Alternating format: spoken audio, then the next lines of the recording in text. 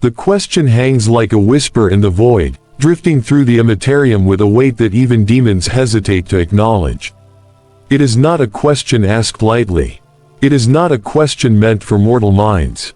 It is a question that has ripped star systems apart, leaving entire sectors adrift in madness. It is a truth so rare that even the oldest servants of chaos tell it only in murmurs, afraid the warp itself might notice. For when Nurgle and Slaanesh, the Lord of Rot and the Prince of Excess, turn their eyes toward the same soul, the warp shudders. The laws of corruption twist, and an event begins that should never occur. Somewhere, far from the safety of imperial doctrine and far beyond the understanding of any inquisitor, a single mortal awakens in a cold sweat. His name is spoken only in forbidden archives and whispered among demon cults. Varen Kairon, a man whose existence has toppled the natural balance of corruption. His soul is a contradiction, born from despair, shaped by obsession, cracked by grief, and sharpened by longing. In any other age, he would have been another doomed scholar eaten alive by his own forbidden knowledge. But not this time, not this soul, not this man. For deep inside him, emotions that should never coexist have begun to intertwine. Decay and desire, apathy and obsession, ruin and rapture, all warring, merging, feeding off each other like starving predators trapped in the same cage. The warp has taken notice. It senses something wrong, something new, something that does not fit the boundaries the chaos gods themselves have carved through eternity. And in the shadowed corners of the Immaterium, where demons coil around the truths mortals refuse to face, the two most unlikely divine rivals pause their endless games to look toward the same anomaly. Grandfather Nurgle feels the slow, heavy ache of Varen's despair. The years of loneliness, the slow grind of hopelessness, the resigned acceptance of suffering, all of it blooms like a hidden garden of rot. He feels affection for this mortal, a gentle tug in the fabric of decay, a child of sorrow who has never known comfort. To Nurgle, Varen's soul is a flower ready to wilt lovingly into his embrace. But Slaanesh feels something different entirely. From Varen's longing, from his hunger to understand and be seen, from the desperate ache for meaning, Slaanesh tastes intoxicating possibility. A mind capable of obsession so deep it could spiral into exquisite madness. A heart that yearns for something beautiful even as it breaks. To Slaanesh, Varen is a masterpiece waiting to be sculpted. Neither god knows the other has sensed him. Not yet, but the first threads of conflict begin to tremble. Varen feels none of this clearly. He feels only the pressure, a heaviness in his chest, a strange pull in his thoughts, a whisper half heard when he tries to sleep. A shifting presence stirring within him, like unseen hands reaching from the dark. He cannot name the horror yet. He cannot understand the magnitude of what is forming. But already, reality begins to ripple around him, the earliest warning signs of a war that the galaxy is not prepared to witness. For in all the long, blood-soaked history of the Immaterium, there are very few things more dangerous than a soul wanted by two gods. And Varen Kairon is about to learn what it means to become the center of an impossible war. Varen Kairon had never believed himself important. Not as a child on the rain-scorched world of Ferox. Not as an adult, wandering from archive to archive, seeking truths no sane scholar would touch. And certainly not now, as he sat alone in the dim silence of his cramped dwelling, ink-stained journals scattered around him like the remnants of a mind unraveling. He had once served the Imperium, a junior scholar cataloging forbidden texts seized by the Inquisition. But a mind like Varen's, hungry and restless, could not be trusted with secrets designed to be buried. Curiosity had become obsession, and obsession had become heresy. His exile was a quiet one, hidden behind bureaucratic language, but the truth was simple: he had learned too much. Now he lived in solitude, surrounded by the very knowledge that had damned him. He spent days reading fragments of histories that contradicted themselves, and nights haunted by dreams so vivid they left marks upon waking. His journals were filled with sketches of symbols he didn't remember drawing, half-formed thoughts about the warp, and long, rambling passages where his writing shifted between despair and manic clarity. It was in one of those nights, when the air felt heavy and the silence too loud, that the first true sign appeared. At first he thought it was just another nightmare, the kind he had grown used to enduring. But this one felt different. In the dream, he stood in a garden unlike anything a mortal world could sustain. The ground was soft and warm beneath his feet, pulsing like living flesh. Flowers drooped under the weight of their own decay, petals falling apart even as they tried to bloom. A thick, sweet scent of rot wrapped itself around him, and instead of recoiling, Varen felt something he had not felt in years, a strange, unexpected comfort. A figure emerged from the fog. Not a monster, not a threat, but something ancient and gentle, radiating an affection so profound it pressed down on Varen's chest. The figure did not speak, yet its presence conveyed the emotion clearly. "You are not alone." Varen woke with tears on his face, unable to explain why the decaying dream had soothed him. But the second sign was nothing like the first. It happened in the middle of the day, without warning. As he reached for a quill, time seemed to blur. The air shimmered, and suddenly he was no longer in his dwelling, not fully.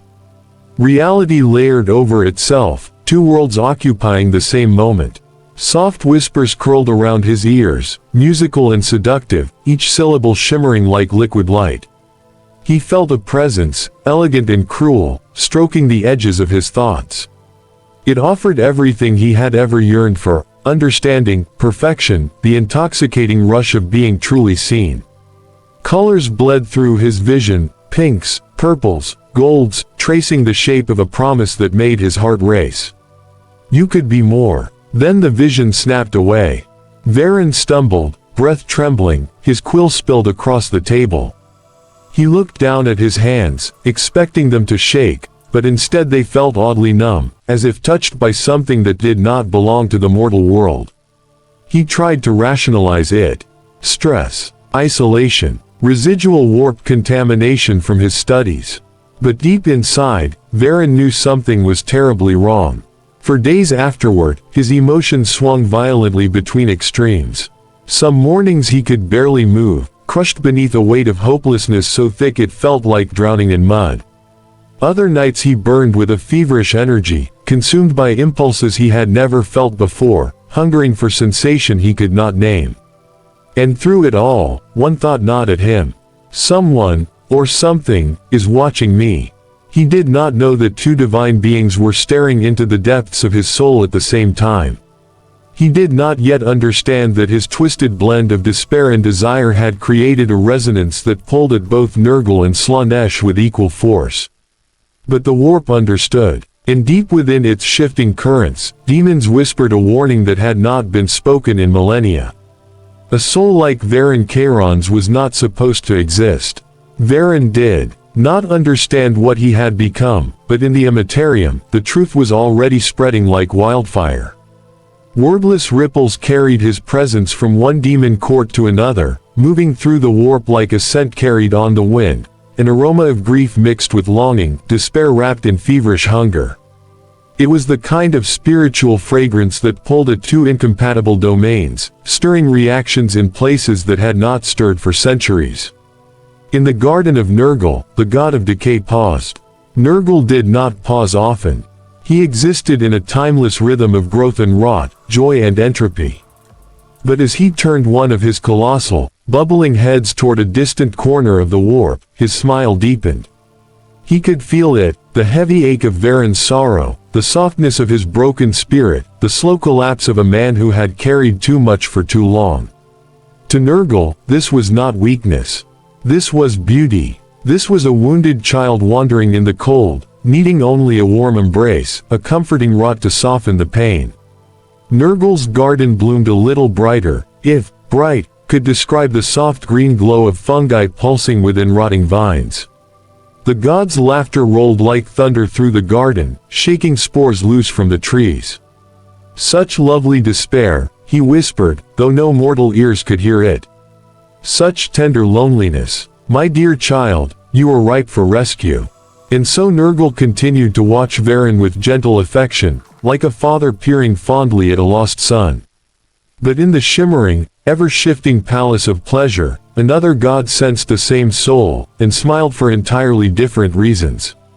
Slaanesh lounged upon a throne that changed shape with every breath, elegant marble one moment, warm flesh the next, crystalline opulence the moment after. The Prince of Excess tilted their head, tasting the strange emotional resonance spiraling through the warp.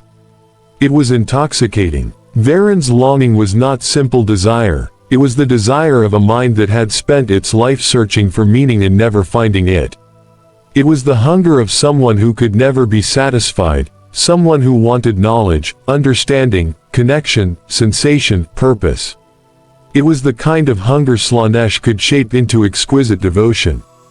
The god's lips curled into a grin. A soul torn open, Slaanesh murmured, savoring each syllable. How rare, how delicious, how terribly interesting. For Slaanesh, Varen was a canvas, raw, vulnerable, begging to be remade. A mortal whose desperation could be transformed into something radiant, obsessive, beautiful in its madness. To the Prince of Excess, nothing was more seductive than potential. Around the palace, demonettes paused in their dance, sensing their master's rising interest. The air thickened with sweet perfume, the kind that twisted sensations and blurred thought. Every being in the palace felt the shift. A new game was beginning. But neither Nurgle nor Slaanesh yet realized that the other was watching the same mortal. Each believed Varen was reacting instinctively to their personal touch. Each assumed the resonance was a natural alignment, a mortal soul drifting toward its destined corruption. After all, never in the long, maddened history of chaos had a single soul been equally claimed by two opposing gods. It simply wasn't possible. And yet, it was happening. Back in the mortal world, Varen felt the influence only as pressure, as tension tightening around his chest. The conflicting energies manifested in strange, subtle ways. On some days he felt his emotions dissolving into numbness, as if he were rotting from the inside out, surrendering slowly to a comforting apathy that wrapped itself around him like a blanket of moss. On other days he felt everything too sharply, colors too vivid, sounds too crisp, sensations too intoxicating. He would catch himself tracing the grain of his wooden desk for minutes at a time, mesmerized by the texture. He began to fear sleep, not because of the nightmares, but because of the dreams that soothed him a little too much. He began to fear waking, because of the visions that thrilled him in ways he couldn't explain. The pull of both gods grew stronger with each passing day, dragging parts of him in opposite directions. His soul felt stretched, fraying at the edges, resonating like a cracked bell that somehow produced two notes at once. And though he did not know their names, he could sense them, two vast shadows hovering over him, waiting, wanting, whispering without words. Varen Kairon's life had ceased to be his own. He had become a beacon in the warp. A beacon that should never have existed. A beacon that both Nurgle and Slaanesh were now slowly, unknowingly being drawn toward. And it would not be long before they discovered each other. Not long before curiosity turned to rivalry. Not long before the first sparks of a cosmic conflict began to ignite. Varen Kairon had learned to fear silence. It was in silence that the voices grew loudest. It was in stillness that the two unseen forces pressed against him, twisting his emotions into shapes he did not recognize. But the night the catalyst occurred, the silence did not simply feel heavy, it felt alive. As if the air itself were holding its breath. He had been writing again, forcing his thoughts onto paper, hoping clarity would emerge from ink. Instead, the words spiraled into nonsense. His handwriting shifted from stiff, brittle strokes to elegant, sweeping curves, then back again. Whole lines contradicted themselves, half filled with despair, half dripping with obsessive excitement. It was as though two different people had taken turns guiding his hand. He dropped the quill in frustration. The ink spread across the parchment like a living stain. That was when the temperature changed. The room grew strangely warm, humid, thick with a scent he couldn't place, a blend of sweetness and decay that made his stomach twist and his pulse quicken. The candles flickered violently, bending toward him as if pulled by an unseen wind. Varen stood slowly, heart pounding, his breath becoming shallow. Something was coming. The shadows in the room lengthened unnaturally, stretching across the floor like arms reaching for him. At the same time, the air shimmered with faint, rippling colors, pinks, greens, golds, sickly yellows. Opposites merging. Energies that should never coexist pressing against each other, vying for space within the same moment. Varen stepped back, but his retreat was cut short when the floor beneath him pulsed like a heartbeat. Pain shot up his spine. Not sharp, but deep, spreading outward in waves. His skin prickled, and a cold sweat formed instantly along his neck. He grabbed the edge of the desk, knuckles whitening. Something inside him was shifting. It began as a pressure behind his sternum, then it spread outward, filling his chest, his throat, his skull. It felt like hands of mud and silk were clawing at him from the inside, pulling him in opposite directions. One swelling with warmth and wrath, the other vibrating with intoxicating thrill. His vision blurred. In the blur, two shapes flickered. One was heavy, rounded, soft with shadows and dripping with slow, patient decay. Its outline pulsed like a swollen heartbeat. Its presence was warm, almost relieving, as though he could sink into it and let all pain melt away. The other was sleek, sharp, shifting like a dancer traced in light. Its silhouette shimmered with impossible beauty, drawing his eye, demanding to be felt, promising sensation beyond sensation. He reached out instinctively, but which direction he reached, he did not know. As the figures overlapped in his vision, the world shattered. Varen collapsed to his knees, choking on a scream he couldn't force out. His skin crawled as if insects were burrowing beneath it. For a moment, his left arm rotted, skin darkening, crackling, softening into decay. Then it snapped back to normal while his right arm transformed into something disturbingly flawless, smooth, luminous, almost sculpted. His body flickered between two forms that didn't belong to him. Two corruptions. Two destinies. The warp was touching him directly now. His consciousness split, not fully, but just enough for him to feel two presences leaning toward him, curious and hungry. A whisper of gentle despair and affection. "Let go, my child." And a whisper of thrilling euphoria. "Give yourself to me." The forces behind the whispers pressed harder, their influence pushing into his mind, testing him, reshaping him. Then, everything stopped. The rot vanished. The perfection faded. The whispers cut to silence. Varen fell forward, gasping, trembling uncontrollably. His hands shook as he touched his own chest, half expecting it to collapse inward like rotten fruit or shine with unnatural beauty. But flesh was just flesh, for now.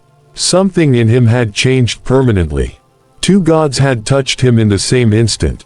The warp had reached for him with two incompatible hands. In reality had barely survived the moment. Varen lay on the floor, unable to move, his breath ragged. He knew, without knowing how, that he had crossed a threshold. Something ancient had awakened within him, something that should never have been awakened. In the warp, ripples spread outward.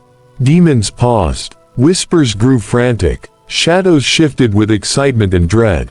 Because now, the two gods knew. Both had sensed his soul clearly. Both had touched it directly. Both had recognized the same mortal. And both realized, with dawning rage and fascination, that they were no longer alone in their pursuit. The forbidden event had begun. The two shadows were no longer merely watching. They were preparing to fight. The universe has no breath, no heartbeat, no pulse. But when the warp stirs, it is as if reality itself inhales sharply. And when the two incompatible forces of Nurgle and Slaanesh touched the soul of a single mortal at the same time, the warp did more than stir. It shuddered. Across the Immaterium, a ripple spread outward like a shockwave moving through liquid light. It flowed through demon realms, bending their borders, making colors bleed into one another like wet paint. It passed through ancient warp currents, making them quiver like plucked strings. It even brushed the edges of the Immaterium, and every psyker within 1,000 light-year radius felt a sudden, inexplicable chill. Some gasped awake from nightmares. Some vomited blood. Some screamed until their throats tore. None knew what they had sensed. But in the Immaterium, the reaction was immediate. In Nurgle's domain, plagued gardens that had bloomed for millennia trembled. Mushrooms burst in clouds of luminous spores. Trees sagged under the weight of sudden decay, shedding their rotten fruit in torrents. Lesser demons paused mid-step, their single cyclopean eyes widening in confusion and wonder. From the center of his garden, Nurgle turned slowly, as if listening to a distant melody only he could hear. A booming laugh rolled from deep within his enormous body, but this laugh was not joyous. It was territorial. Someone else touches what is mine. A wave of rot surged across the garden floor. At the same moment, in the shimmering realm of Slaanesh, the shift manifested as a sharp, intoxicating shiver. Silken curtains rippled without wind. Crystalline floors vibrated with unspoken anticipation. Demonettes paused their dance, caught mid-twirl as a delicious tremor passed through their bodies. Slaanesh rose from their ever-changing throne, pupils narrowing into razor-thin slits of predatory fascination. The god inhaled deeply, tasting the warp like a sommelier sampling the rarest wine. "Ah, someone dares." The Prince of Excess smiled, sharp enough to draw blood from reality itself.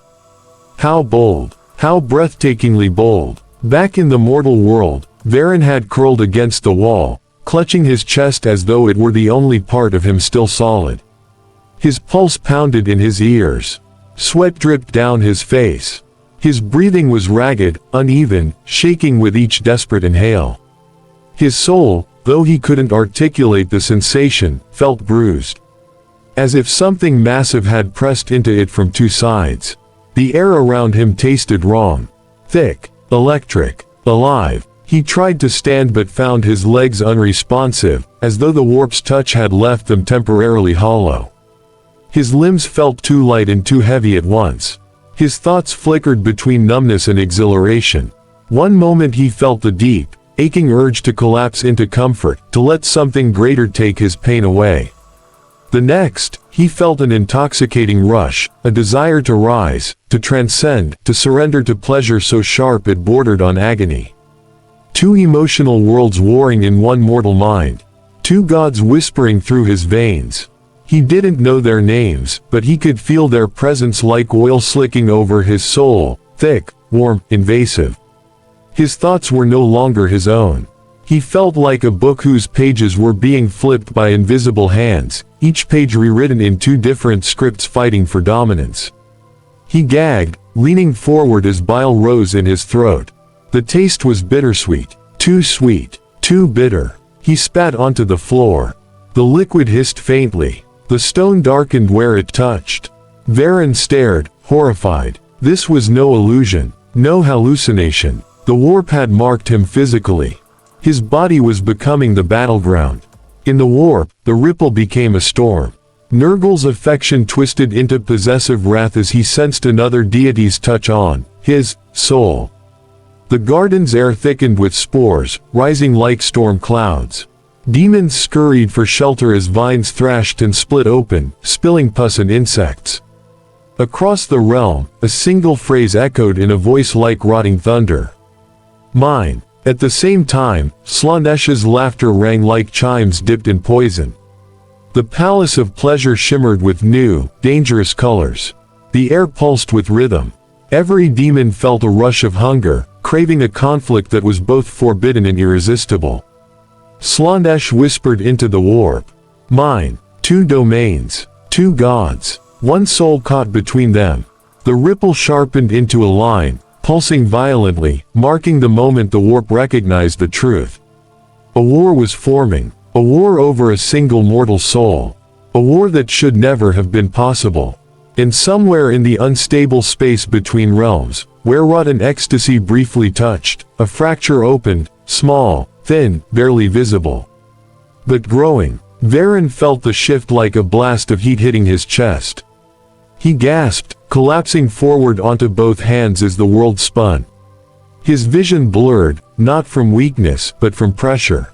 The room warped around him, bending at impossible angles, pulling toward some unseen center like gravity had suddenly turned sideways. For the briefest moment, he saw something, a glimpse of a place that felt familiar yet alien. A hybrid of two impossible worlds. A garden blooming with flowers carved from flesh. Silken vines dripping with rot. Perfume made from decay. Spores shimmering like jewels. He blinked. The image vanished. The room returned. But now he knew with absolute certainty. Whatever had touched him was not done. Whatever had awakened in him was growing stronger. And whatever conflict had begun, was about to escalate. The soul of Seraphis drifted in a realm where nothing seemed to obey the rules of reality anymore. It stretched and coiled, flickered and pulsed, as if trying to remember what shape it once possessed. Around it, the air, if it could be called air, vibrated with an impossible tension, the raw pressure of two primordial hungers circling like predators scenting wounded prey. For the first time, Seraphis felt something deeper than fear, something like being pulled apart. On one side, a heavy, rotting warmth pressed against him, a suffocating comfort, a promise of surrender and dissolution. It oozed like the breath of a dying giant, thick with decay and the slow certainty of entropy. On the other side crackled a cold, intoxicating thrill, sharp enough to carve joy and agony into the same moment. That whisper was seductive, promising rebirth through experience, transformation through feeling, freedom through desire. Two opposing eternities, each clawing for dominance. Nurgle's presence wrapped around Seraphis like swollen vines, dripping with pus and soft, bubbling affection. It wanted to cradle him, to pull him into its embrace where rot smoothed away pain and surrender became sweetness. "Child," the voice murmured, ancient, patient, and monstrously kind, "you suffer. But suffering is the greatest source of life. Let it bloom in you. Let it feed the garden. Let it make you anew." Seraphis felt the tug of that warmth, a strange comfort seeping into his being, numbing the fractures within him. Every wound he had ever carried, every regret, every failure, seemed to find a place within Nurgle's promised garden. A place where nothing was his burden alone. But then a shiver, delicious, electric, ran through the soul, slicing through that comfort like a shard of starlight. Slaanesh's presence coiled in, graceful and predatory, every vibration a tantalizing caress. It did not cradle him, it claimed him. "Why fade?" the voice whispered, light as silk yet sharp as diamond dust. "You could shine. You could burn so beautifully the galaxy remembers your name in screams and sighs. You could feel everything, taste everything, become everything." Seraphis felt his essence tighten, drawn by the promise of sensation so vivid it could drown out all doubts and failures. It was intoxicating, seductive beyond comprehension, because it was tailored to him, every whisper shaped from the deepest corners of his desires. The two forces collided, and for the first time, Seraphis felt himself splitting. Not physically, his body had been nothing but dust hours ago, but spiritually, at the most fundamental level.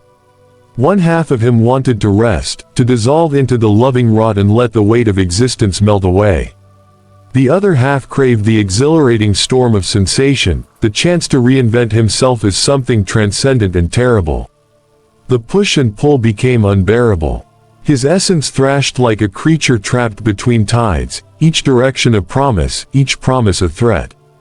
The more he resisted, the more each god's influence hooked into him. The pressure built until it felt like lightning crawling through his soul, threatening to tear it clean in two. Memories began to surface, not as solace, but as ammunition in this divine tug of war. Nurgle showed him the moments of his life where he had longed for peace, where he had suffered silently, where he had wished for the pain to simply stop.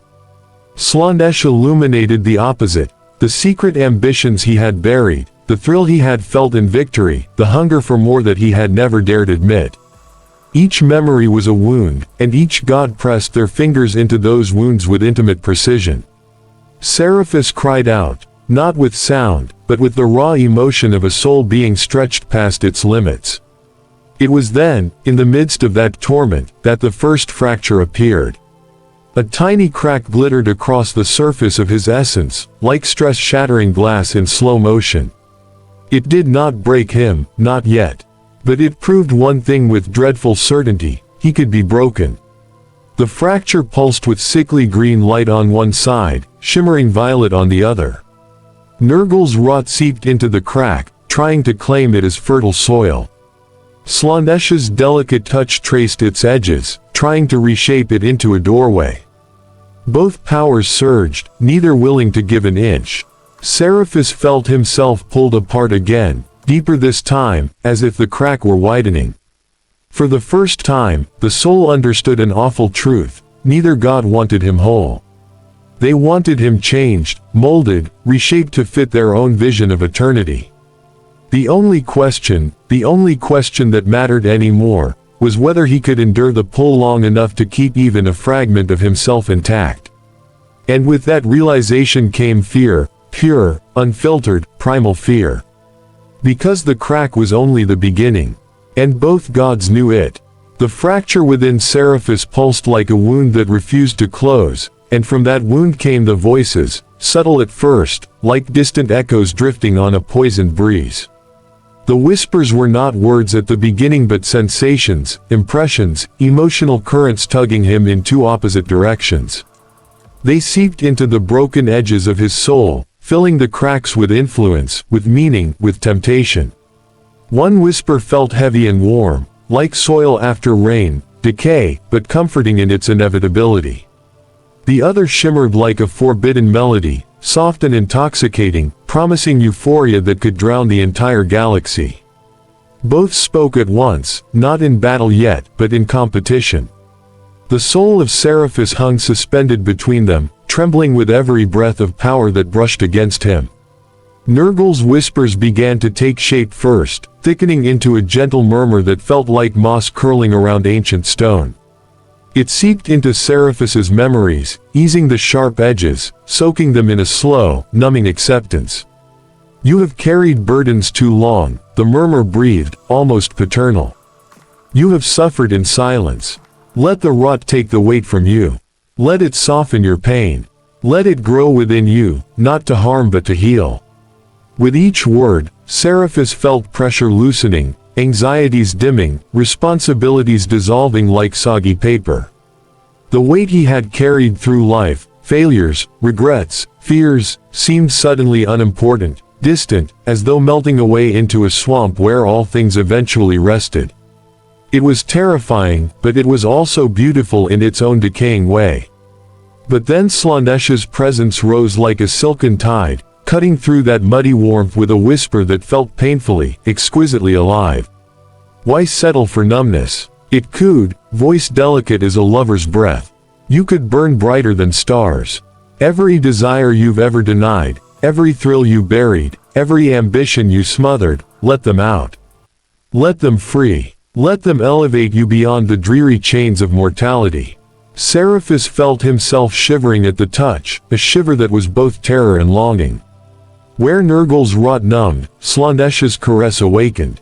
Where Nurgle offered rest, Slaanesh offered transcendence. The soul's fracture throbbed as the conflicting energies brushed against each other, hissing like steam where ice met flame. The realm around him responded to this tension, though Seraphis barely understood how. Shadows thickened, dancing with sickly hues, the void seemed to hum in resonance with the pressure of the two gods. Spores drifted on invisible winds, glowing faintly with Nurgle's putrid blessings, while shimmering threads of crystalline light spun across the air like the strands of an elaborate web woven by Slaanesh. The whole space seemed alive, not as a battlefield, but as a stage set for seduction, corruption, and ruin. The whispers entwined like roots and ribbons, each trying to sink deeper into the soul they coveted. Seraphis felt strange emotions rising within him, emotions that were not entirely his own. From Nurgle came a profound, aching sadness, a sorrow so old it circled back into comfort. It was the sorrow of things ending, of bodies failing, of hopes rotting away. Yet it promised renewal through decay, a return to an essential truth beneath all pretense.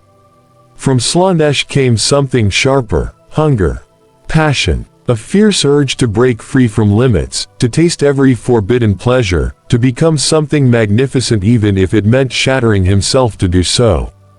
These emotions collided violently within him, and with every collision the crack widened, splintering like frost across a pane of glass. Then the whispers grew clearer still, forming sentences that wound into Seraphus's mind like ivy claiming a wall. Nurgle's voice slowed like the pulse of some ancient creature deep beneath the soil. "Let go, my child. You do not need to fight the tides of life. Let them carry you into the garden where even your wounds can bloom. Nothing is demanded of you there. Nothing is expected. Simply, rest." The warmth of that promise seeped through Seraphus's essence, and for a moment he felt the pull toward surrender. To dissolve into the earth. To become part of something bigger, something peaceful in its grotesque way. But then Slaanesh struck with a whisper like a violin note held too long, beautiful, haunting, irresistible. "Rest," it echoed, tone dripping with amused contempt. "Why sleep when you could live? Truly live. Feel every heartbeat like thunder, every emotion like fire, every moment like a universe unfolding. Why bury yourself in rot when you could become a masterpiece?" The voice tightened around his mind, wrapping him in silk chains that felt too soft to be a trap, yet he could sense the danger beneath the gentleness. The two forces didn't merely speak to him, they twisted his memories, reshaped his longings, carved new paths into his psyche. Seraphus felt his identity wobble as the gods pushed deeper. His past, his pain, his achievements, his regrets, everything was becoming fuel for their whispers. He sensed that if he allowed either voice to claim him entirely, he would cease to exist as Seraphus and become something else, something molded by divine intent. The fear of that truth shook him violently. But neither Nurgle nor Slaanesh seemed concerned. They whispered with growing intensity, each trying to drown out the other. Spores thickened like mist as the air grew warm with rot. Crystalline melodies shimmered through the void as bliss tingled across the soul's surface. And caught between them, Seraphus felt the fracture deepen, not because the gods were tearing him apart, but because each whisper made him question who he truly was. As the voices intertwined, rotting warmth against intoxicating pleasure, a terrible realization dawned. The whispers weren't just trying to claim him. They were trying to change him first, reshaping him so the eventual claiming would be easier, more complete. And with that realization, the first true seed of panic rooted itself in his soul. The panic that took root inside Seraphus did not feel like a fleeting emotion, it felt like a living thing, coiling through the crack in his essence and gripping every fragile thread holding him together. The whispers had not stopped, they only grew sharper, more insistent, more invasive, as if sensing his rising fear and exploiting it. Nurgle's murmurs thickened into a heavy fog of melancholy compassion, while Slaanesh's melodies sharpened into crystalline temptations that cut at the edges of his sanity. The two gods circled, neither withdrawing, neither attacking directly, but tightening their grip with every passing heartbeat. And Seraphus could feel himself slipping, inch by inch, toward the moment when his soul would no longer be his own. Nurgle's presence pressed in first, gentle in the way a slow, smothering tide was gentle. It covered everything, seeped into every corner, and left no space to breathe. "Child," the voice rumbled with a depth that shook the realm, "you cannot bear this weight. You have never been able to bear it. Let me lift it from you. Let me take your wounds, your fears, your struggles. They are heavy, but I am vast. I can carry them all." The warmth that accompanied the words seeped into him like fever, comforting and oppressive at once. It filled the fracture with soft rot, the kind that promised relief through dissolution. Seraphus felt a dangerous temptation rise, the temptation to let go, to stop fighting, to let himself dissolve into that warm, putrid embrace where nothing hurt anymore. But before he could sink fully into that slow surrender, a ripple of cold fire ran through his being, snapping him back into sharp awareness. Slaanesh's whisper followed, light and mocking, as if amused by how close he had come to giving in. "Is that what you want?" the voice purred. "To disappear, to fade into sludge and forget every desire you've ever had? You are more than your failures, Seraphis. You are potential waiting to be unleashed. Look at what you could become, if you dared to feel instead of hide." A thrill surged through him, bright and intoxicating, making his very essence tremble. It was not comfort, it was stimulation, awakening every buried craving, every silent wish he had feared to acknowledge. The fracture tingled with violet energy as Slaanesh's influence slid into it like a blade made of ecstasy. The push and pull was becoming unbearable. The soul of Seraphis stretched between rot and rapture, between rest and rebirth, and the fracture widened with each divine whisper. It cracked like ice splitting on a frozen lake, each fissure glowing with sickly green or shimmering violet. He could feel pieces of himself drifting, becoming malleable under the gods' power, reshaping into something he could not identify. It terrified him, but he also felt a twisted fascination, a morbid curiosity about what he might become if he let one of these forces finish their work. The realm around him darkened as the gods' presences intensified. Nurgle's rot bloomed like a garden of decay, tendrils of mold and swollen blossoms pushing through the void as if the very air were fertile soil for corruption. They curled around Seraphis not to harm him, but to hold him, to wrap him in a grotesque embrace that felt almost tender. Meanwhile, Slaanesh's influence twisted the space into shimmering fractal shapes, delicate and mesmerizing, patterns that shifted too quickly for the eye to follow and whispered secrets directly into the heart. Threads of impossible color wove around him, brushing against the surface of his soul with seductive promise. Caught between these expanding realms, Seraphis felt smaller and smaller, as if the gods were filling the universe and leaving him as the only untouched piece in a creation built to consume him. He tried to hold onto himself, onto memories of who he had been, but even those memories twisted under divine influence. His triumphs tasted sweeter in Slaanesh's light, turning into fuel for ambition. His failures grew heavier in Nurgle's presence, softening into reasons to give up the burden of striving. He no longer knew which emotions were truly his. He no longer knew if any part of him remained untainted. The whispers intensified until they overlapped, forming a suffocating chorus. Nurgle's voice deepened, vibrating like distant thunder, "Let the garden take you. There is peace here. There is release." Slaanesh's voice entwined with it, sharp as a lover's breath against the ear, "Or rise. Ascend. Break open the limits of what you are. Taste eternity." The competing promises tore at him, each digging claws, gentle or exquisite, into the fibers of his identity.